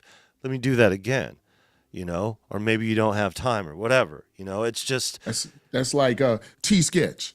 She be just making like profound shit over there. Like, why? Because she put in the work. So also addressing Air Spider's thing too about the Run the Jewels thing, people looking for unknown people to work on records. Yeah, there's a whole thing with ghost writers, people that claim to dictate their own pen, and the way that they're able to do that is that they don't get a ghostwriter to write for them directly. They get a ghostwriter who writes for ghostwriters and connects with that person and then severs the connection somewhere along the line. Yeah. Like it's a whole scammy undertone. And there's promoters that are like that. There's a whole reason why they did that janky promoters video. Shout out to the Ice Cube out of all people and Modesto's, Mars from Modesto, he loved that shit, that janky promoters shit. Yo, let me holler at Air Spider real quick. So Air Spider, let me tell you something. I'm so dope lyrically in terms of writing my own shit. Like when I died, just before I died, I wrote my own eulogy until they hit me with the paddles and woke me back up. I mean, Viral will tell you it's true. It's like, so yeah, I'm an original. What the fuck is going on here? You know what I'm saying? What's going on? Yeah, and see, so this is T-Sketch. You got a perfect way to segue these conversations here, because what she said is truth always comes to light. Lying, faking, and scamming always have an expiration date. Be aware of the energy you put out. It will come back. Why do you think things have increased as far as the energy here on this channel? Why do you think we're doing everything that we're doing? Because we put out this energy, get this energy, reciprocate this energy, and this is overall growing thing. That's why we're having this conversation. But to your point, a lot of love. Yeah, and it's all about frequency. You said it in the Will Smith. I guess it's all about frequency. High frequency, low frequency. You said that in the Will Smith video. But to your point, T-Sketch, I think 2025, As much as people thought 2024 was a year of accountability, and then they elected Trump in office, like, what the fuck? It's the year of accountability, yeah! Oh man. No, it ain't. Not in America, it's not. Oh. But Jeez, nah, man. not to get political, but I said it, facts don't care about your feelings just because you put Trump back in office. There's a reason for that lyric. Political, fuck yeah. Power to the pen. But And I'm gonna go ahead. I'm looking like we did with our Will Smith. I'm about to have one of those drinks. There's a reason I put that red tape over my mouth and hit it with the cursive that those Gen A's can't read. Here we go. We back on drink champs again, right? Look. We in grown folks territory now. Viral. That's a great question. To your point, T-Sketch, I think 2025 is when people are starting to realize that, like, there really has been a lot of dark shit, not only in the industry, but in hip-hop. And a lot of these dark moments, there's stuff that we can't even talk about here that would... I don't know. It feels negative. It feels negative. It feels dirty. Let me just gloss over a couple of things, while this, I even saw as recent as today, somebody in a restaurant has a no Diddy. If I stab myself in the ears, you guys, and don't see blood, it's not my fault. That's all viral. The year of exposure. She says 2025 is the year of exposure. Yeah, so much so to where these restaurants are having the no Diddy combo meal or whatever. Don't ask.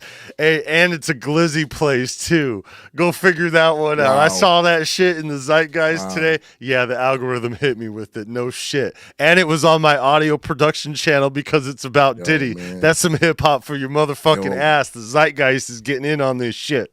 No. I'm over here looking for the baby oil right now, man. Don't. But this is my point. And I'm just going to gloss over these moments. The year of exposure, with the Diddy thing, with the dark moments, with the things. The consequence and the darkness surrounding the death of Craig Mack, the darkness surrounding the death of Chris Kelly. Shout out Craig Mack. Love that brother. Yeah, and speaking of our conversation, we were going to kind of wedge this into the Will Smith thing, and we did talk about it. That was like a 3-hour conversation edited into 50 minutes. So if you guys want some hip hop history talking about the Will Smith and reacting to "You Saw My Blinker, Bitch" from Will Smith, go check out the content, because I'll put the link in the description retroactively and all that. But and guys, look, we were having fun, okay? Just so y'all know, we was having some fun. Just having a little fun with some hip hop. But there's a lot of shit that we cut out because we can't really talk about. But there's also things that we can talk about, like the fact that, in that Will Smith conversation is his wife, who had entanglements with Chris Kelly, who ended up, offing himself over with that whole thing. There's a whole darkness behind the not only music industry but hip hop culture in general. And it's just like humans. You get 10 of them in a group, 2 of them at least are going to fuck up. Fuck it up for everybody. So when you have these things being exposed, and a lot of people are like, hip hop is universal. So now you have different cultures into it. You're not just talking American culture, because it's like I was saying towards the beginning. While everybody was talking about this hip hop is dead bullshit in 2024, it was popping out in Mexico and the Philippines and even in Russia. Even in Russia, still popping out like goddamn, Ireland. Like crazy. Yeah, Ireland. Like people Ireland. got bars in some places. Man, you ain't lying. I'm like, shamrocks and all, man. Shamrocks and all, brother. I'm just reading. Shout out to all the homies in Ireland, by the way. Yeah. So, Air Spider, I don't know what you know about this story, but just look it up. Just look at the surroundings. You'll find it in the Zeitgeist. There's been a lot of stuff as of recent, and that's the kind of thing that I'm talking about here. And that's why we're just simply glossing over it real quick, because in the Zeitgeist here on YouTube, there's all types of videos about all of it, and that's the thing about it. Well, I can't even mess with this comment. But that's the thing about it. Just, man, Yo, it is what it is, man. You know what I'm saying? Like, yeah, You don't I'm know what the I'm hell. not trying to comment about none of that. It's just like, because the thing about it is, the reason why I don't like commenting about this stuff, guys, is not because I condone it or agree with it, because I'm completely against all of that kind of behavior, right? We weren't there. But I just don't. Not only was I not there, here's something else. I really dislike putting more attention on these people. Yeah. Neither do I. And I don't like that kind of attention thrown on it because either. because what it does is it puts them back in the conversation again and again and again. Well, that's what we did by doing the Will Smith video, but he still has the conversation in hip hop, though. Will is cool, He's still in hip hop. I don't know if Will ever got indicted for anything, so I'm okay with Will at this point. But here's what I'm saying. Yeah, as far as I know, his wife is the shitbag in that relationship. Right. So what I'm saying is, I just don't like bringing attention to these people, because like what it does is that, you know how a lot of them work. It's like, even if it's negative attention, they're happy about that, because why? It keeps them relevant. It keeps them in the conversation. It keeps people talking about them. And what does it do? It whether it's negative or not, it gets more money for their brand. Yeah. And that's it. And it's just more money out of our it's pockets, like, and that's the thing. Like, there was a whole lesson learned. There's a whole lesson learned that people had in hip hop with Tekashi 6ix9ine. You know what I mean? Because it's like he just put on a costume, went out there, acted the part, got caught up and rolled on everybody and made it. And then started acting stupid after that too, and got himself caught up again on some dumb shit. Because it's just like what T-Sketch said, all that bullshit has an expiration date. Yeah, no doubt. Hip hop is not Tekashi. Yeah, exactly. They tried to make it for a second there, like this is the new. and New York too. Oh, the shame. Ain't bringing that shame to the culture. Man. Yeah, and he moved out to Florida and shit and got caught up out there. Yeah, well, good for you. Good for you. What is the problem with all this, man? I don't know. It just clout. It's kind of a different world, and like what I know it's a different world for me than what I grew up in, y'all. Yeah, well, and that's the thing. We take our old asses to the stove with that conversation, because that's what we told our old ass fucking grandparents and shit. Take your ass to the stove. But that's the fairness and all is we ain't a bunch of racist pricks, Like my grandfather was a racist prick. He got mad at my MC Hammer tape, and that's what I was like, oh, what's that word? It's like, oh shit. And I learned real quick because I was already listening to rap music and shit.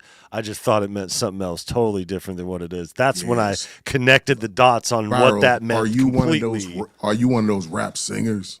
Aren't you one of them damn rap singers? Yeah. Then I gave him a finger. You saw my blinker. I love that shit. That's my favorite Will Smith / Fresh Prince song of all times. Better than Parents Don't Understand. All that shit. I don't care. You saw my blinker, bitch. Even the rash on the butt. I'll take it. All right. So here's the deal. You're like, fuck you. We're moving on from this conversation. Word. Look. We are definitely moving on from that, because I still have not. Listen, I still have not. Hey, Will, if you watch this, I very seriously doubt you will, but if you do watch this, Will, you got to explain that to us. Like, we need to understand that line. It's hot in Palm Springs, son. It's like right next to Death Valley. It's like 120 degrees in the early 90s. Like, what the fuck? Like, why did you really have a rash on your butt, Will? Like, come on, man. Come on. But that's what he was trying to illustrate. Shit. It just flew over the head of everybody. It's kind of like that Libra Cancer line. Understand this shit for real. I mean, I want like why did you really a whole paragraph of him explaining that the shit. rash on the butt line? Yeah, we need to understand. We need to get some clarification. I'm serious. I just gotta know. Yo, I just gotta know. Yo, I had to cut so much of our laughing out of that video. I was gasping for air, like, and I've heard this shit so many times in my life. It wasn't a surprise to me, and I listened to it recently with my kid. Me and Viral, we were cracking ourselves the fuck up during the filming of that. Oh man, I lost. It was so much fun. Breath. That was one of the funnest videos ever. Yeah. So let's get back on track. So and this is more for you, Viral. So where are we at with these artists of 2025? Okay, you so stay more current with them. You tell me where are we at? Where are we going? What's the roadmap? so as far as And 2025, you guys can chime in too if you want. and so this is where my get off my lawn old ass perspective comes in. You know, remember when we were talking about that lens that we judge hip hop and music critically the way that Very we do narrow. because we're in it the way that we do? Well, a lot of us, especially in audio engineering and production, don't listen to other people's music. It's true. not anything out of form of disrespect. Right. I don't have a collection of CDs here. I mean, I have these records or whatever going through. There's a purpose for them and everything It's a like that, just distraction. recent. But the thing is that you either listen to the music or you dial in your own. You either listen to the music or you create your own. And Right.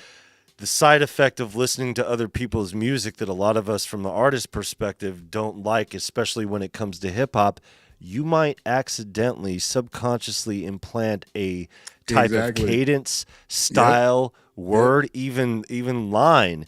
You know what I mean? Sometimes that happens on accident. It's just a matter of, not enough words Yeah. in the English language and, how shit's messed up. There was a time in battle rap, man, people used to say defeat bars all the time and shit.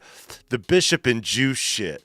Oh my God, the Bishop and Juice. How many times have you heard that in a rap? Bishop and Juice, the chestnut checkers thing. Fuck out of here. Like there's certain things that are like, but like that's the thing about it.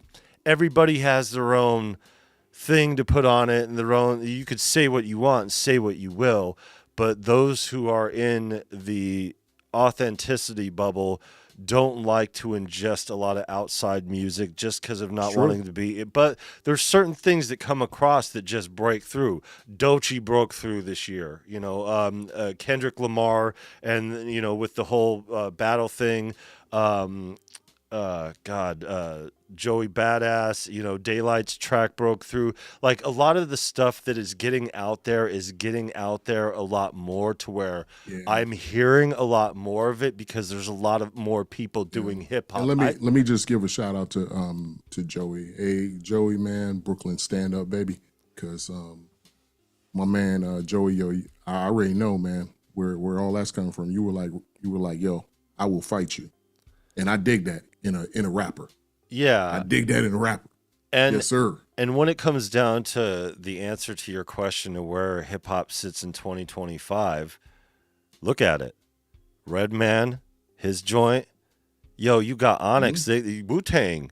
Wu-Tang's got their new joint they're coming out with. You know what I mean? Like there's everybody who we've loved, and most of them that we've admired throughout the culture are still doing their thing and making the best music because they have complete clearance to do it.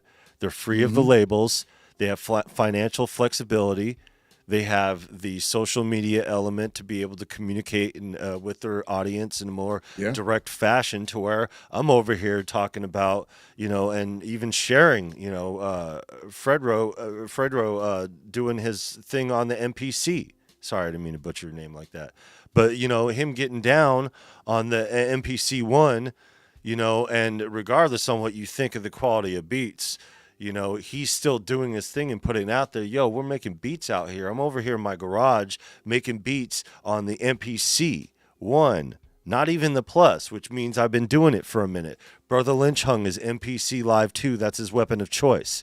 You know what I mean? Like, are you telling me you're not going to shout out DJ Khaled when he's making beats?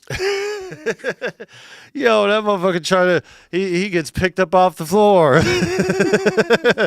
That's the thing about it. He's having people carry him around and shit. Khaled. I love you, bro. Like, the thing is that at least he, regardless on the goofy shit like trying to pick up a guitar and play it and all that other stuff, at least he had the DJ in his name ahead of time. It doesn't just insert the DJ in his name and try to floss like he's a DJ just because he's a producer. Because a lot of people have done that. They put DJ in their name just because they produce records, and they're just loop-based producers or something like that throughout.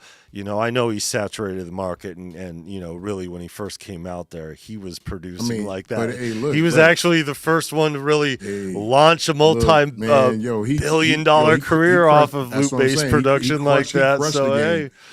And gotta man give it love to him. DJ Khaled. Look how my man he living it. He living large. So yeah. So shout out, big man. When it comes down to it, I think not only are the old timers, but the people who are and have been traditionally the best at making hip hop music are still doing it, and throwing it out there, but.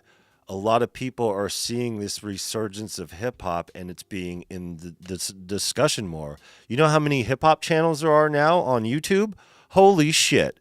If you looked at 10 years ago, hip hop has always had its space here in the zeitgeist, but like the uptick in interest, and as people are checking for hip hop in 2025, they're seeing and hearing the education.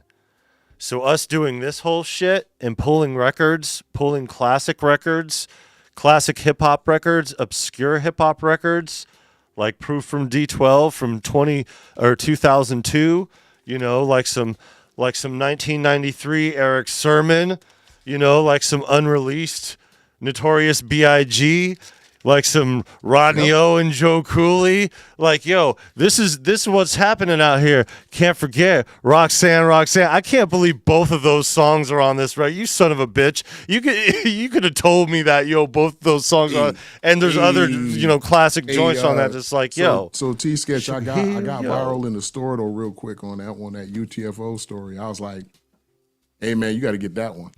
And he was just like, word, sure? Word. I was like, I said word. I just said word. He did say word. I said, you got to get that one, right?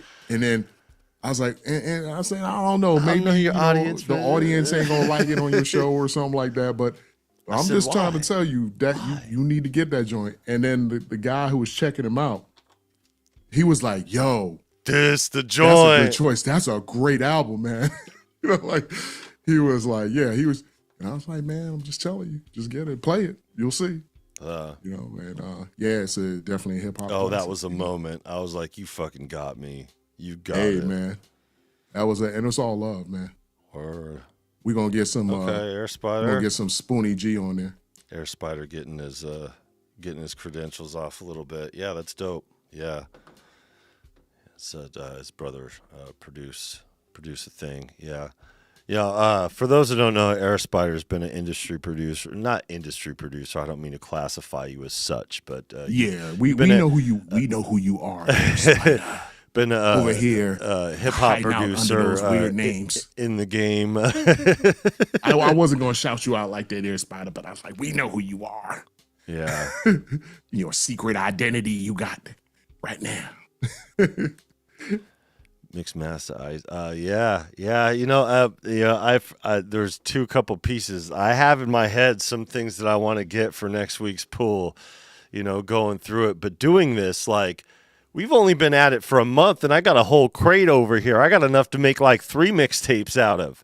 So we're making a mixtape. We're showing off this hip hop education, this hip hop history. Yeah, no doubt. Man, hey, I gotta tell y'all, I really dig everybody in the community too. Like, just love the interaction, love the comments, love it's dope. Diversity of talent that's here with us. Yeah, we've been off for a couple weeks, guys, and the reason, Son had a prior obligation, and the week after that was Easter Sunday. That was also 420, so there's no way we were going to pull a stream. These are already obscure streams when it comes down to this channel. Let me share. Definitely we wasn't doing 420 because I got married on that was my anniversary. So my wife wasn't having it for sure. She was not having it. She was just like, you will not be recording podcast shows. Yeah. I was like, yes, ma'am. 420. So He's not far from the chat. You know what I mean? It was real talk, man. Yeah, It was yeah. all It's good. all good. We wanted to take our time and create some space in here to kind of have this conversation. Let it And then breathe. we are going to have a hip hop conversation. And we are having a hip hop conversation, but we're kind of narrowing down the focus to 2025 here. And you can't do that without getting, into the history of things. But Right. we have such a Absolutely. larger conversation to have about hip hop. And I think 2025 and what it's brought so far, it's been quite a year already, Yeah. plugging my let own me shit, let me ask you a question there, Viral. Like, what do you think going forward? And everybody who's in the chat right now, let me go ahead and ask you. And T Sketch, please chime in because greatly respect your insight. And Air Spider Man, please do so also. In that moving forward, when we do our bigger conversation about hip hop, what do you think about expanding the call and adding a few more people to it? It's funny that you should That's say I'm that, thinking that son, maybe we because should do I that. thought about that immediately before we Yeah. started this right before we got on the phone, or when I got on the phone with Destructo, right Mhm. before getting on this stream, I was like, okay, since we're doing 2025, I think when we do the whole conversation, Yeah. we're going to have to open it up. Yeah, and Destructo, if you out there lurking, dog, you need to jump up in here with us, man, for real. Put your mask on the thing. Hey, word, put your mask on. It's cool. But I'm just saying, Destructo, look, man, I'm just have the thumbnail in there. Nobody knows what deleted looks about to like. call He's just you, got the man, cartoon person and that does whatever on there. Look. I'm about to call you, Destructo, and you need to Wifey slammed the pick gavel. that joint up, okay?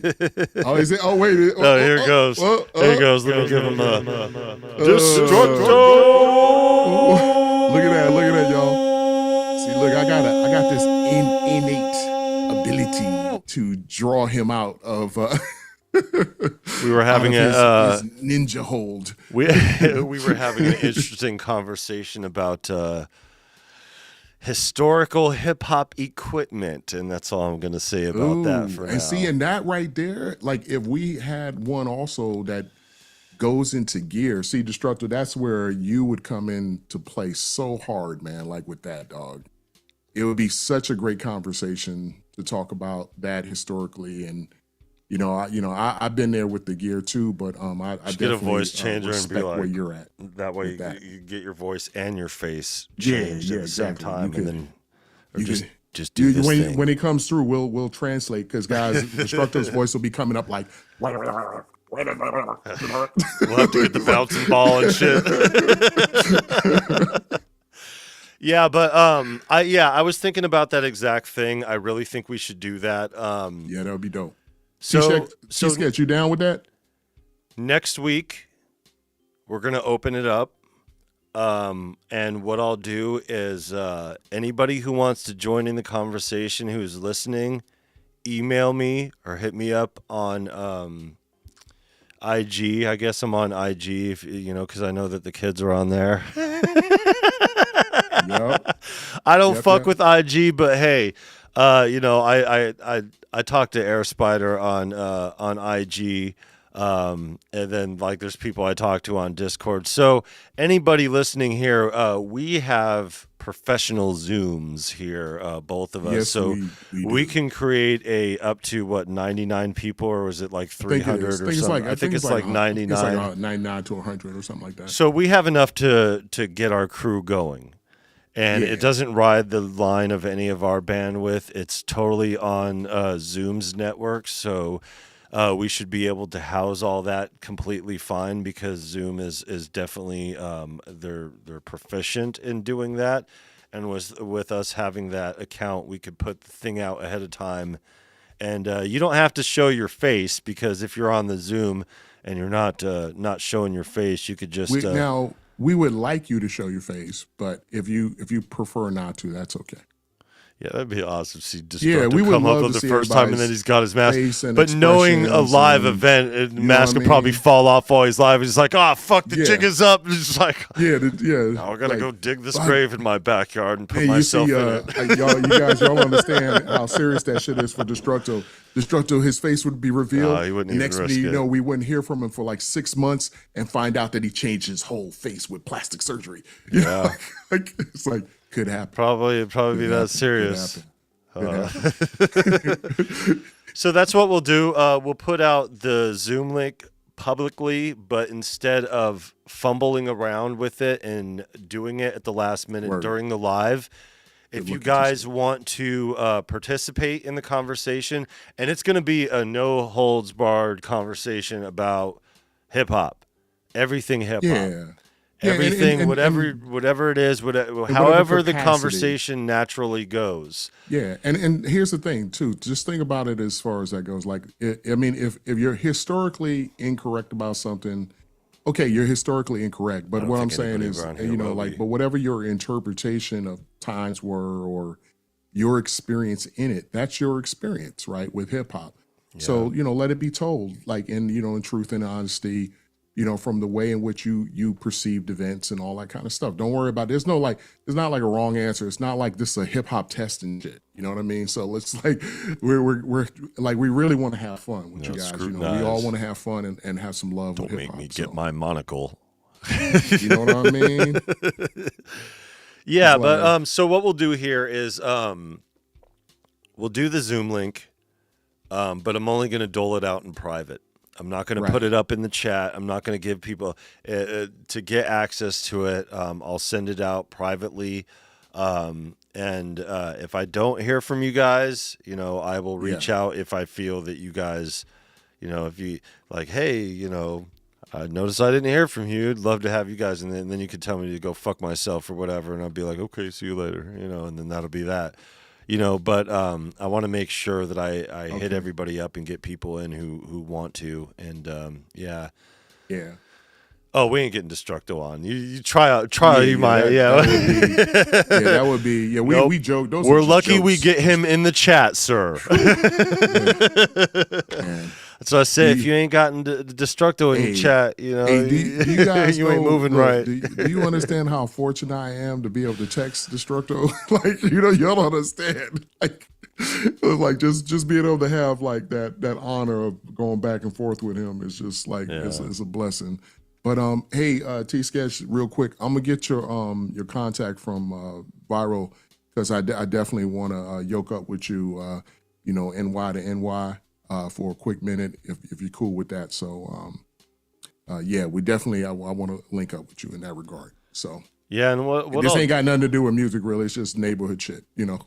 what I'll do is I'll put a like preemptive, I hate to say it like this, but promo for the live stream, so that way I'll put the feeler out there and be like, look, if you want to be a part of this, hit me up directly through email or whatever. I'll put a graphic out and, you know, a link to contact and, you know, hey, you know, and then I'll put the session out, you know, in a couple days here because we already know what time it's going to be ahead of time, and we've already reserved every week to be out this time. So, well, knowing that ahead of think, time instead do of you being think more maybe sporadic with it. to make it a little easier for everybody, maybe next week if we do it like that, maybe do it a little bit earlier? What do you think? Yeah. Well, it's kind of like what we do here. Like we get on at 2:45. And then we have 15 minutes to set up, but we already got our stuff set up over here. So Right. whenever So we go live, we're going to dictate. I would say probably a half hour should be good to do ahead of time, and we'll come in about that time, and then coordinate. and then it'll give that half hour space for people to set up their audio if they have any discrepancies or whatever going through and figuring things out, because it's just going to be the audio over here. So it's not like we're going to need anything, you know, to listen to each other's audio or put things out there or anything. It's just going to be a discussion amongst the community here. Did you see the comment that T Sketch made? Yeah, we gotta watch out for the trollers. Yeah. And that's exactly why we're not going to put the link in the chat, and that's exactly why we're not going to post the link publicly. Yeah, it's going to be everybody. It's going to be a direct invite. only. Yeah, so it's going to be you guys will have the email. So just to kind of let you guys know how we do it over here, every Sunday, whenever I get the picture from Son, I go Some through and bullshit, I bro. dictate the You know, see, look, you on some bullshit. Why you got to be talking about old shit like that? You know what I'm saying, dog? because you were late with that. I got that picture today. Gotta be No, talking about old shit for. No, See? because You know what I'm saying? basically I dictate the graphic, but once I am done with everything and set up the session, I throw things together, create the session in Zoom. It not only sends him an email directly, so going through that, all I have to do is type in email address and just send it one time to everybody. That's all Yeah. I have to Yep. do. And then not only that, I also email him directly through my Gmail just to make sure that he has the thing. So he gets double email. He gets an email from Zoom, and then he gets an email from him telling him, hey, look at the Zoom shit. Hey, don't worry, Air Spider, you're not alone, Such a man. We got a lot of snob. audio Yeah. files around us, man. So we're okay. What if with there's having discrepancies problems with your audio? Yeah, we'll deal with it. audio. Gonna need to turn down mine. Yeah. Okay, well, there you go. Yeah. How about 2? Is that okay for you, sir? 2 degrees. 2 degrees. Yeah, so like that's the thing about me doing like side to side. Yeah. I'm Yeah, trying to dial it that's- in to be a little bit more perfect. I know that I've been, louder than average, especially when I get to talking all loud and bullshitty. Yeah, well, hey, and that's the beauty of it. Hey, listen, guys, when what we get happens when back you on swipe next these week, everybody be ready to talk your best shit and just have fun. We're gonna come in here and have some fun. We all grown folks and just have some fun and try, like I said, man, like me and Byron, we check our egos at the door. And me and him, we don't give a damn what me and him done did or in the past, what we doing in the present. We're friends for real. And we go through, our ups and downs too, as 2 human beings. So, and we still rock. Yeah, and we just still like every rock. other musician out there, our lives are Absolutely. fucked up. No doubt. You know, Dizzy. That's one No thing that makes this Dizzy culture at so all, cool. It's man. like we all got trauma bonding going on, and we Facts. experience together. And I'm about to trauma bond with the Akai community over this Fumbles video. You need to. And hey, my good people, was listen, I always got a hard fumbles. stop at right on 5 p.m. my time. And I got some other things I got to jump into. Well, you got just a few seconds here, son. Yeah, so I want to just tell everybody, yo, peace, love, and hair grease. If that's if you can relate. And by the way, just so y'all know too, last thing I'm gonna say is about the glasses. I'm not trying to hide my eyes. It's the blue light Man, leave has them lately shits been on. just like This shit looks seriously dope. messing with me. You look so, fresh. Get over trying to shoot. yourself. he said they look fresh. I got a dope pair coming though. Like I don't got a mean dope fresh ass like pair that. I mean fresh coming, like our fresh, like hip hop Yeah, fresh. I know what you're saying, but I'm about Get to the get fuck them. outta I here. got It's some 5 coming, o'clock, blue, fool. some gazelles. I'm gonna be the old school gazelles with the diamond encrusted joints on the side. You know what I'm saying? I'm gonna roll up with my blue Lokes like back in the day, West Side, bitch. Man, love to all you guys, and I'll catch you guys next Sunday. Looking forward to seeing everybody in the Zoom. Yeah, Brother Myro, love you, brother. for sure. You too, man. Take care. And everybody here, we'll continue this conversation next week, and we'll get everybody's Zooms together and get going on that. We love you all for sure. And we're just bringing a lot more hip hop to this channel. So, education, demonstration, all that shit. Self-shill. Check out my single. I'm broke as a motherfucker. Buy my single.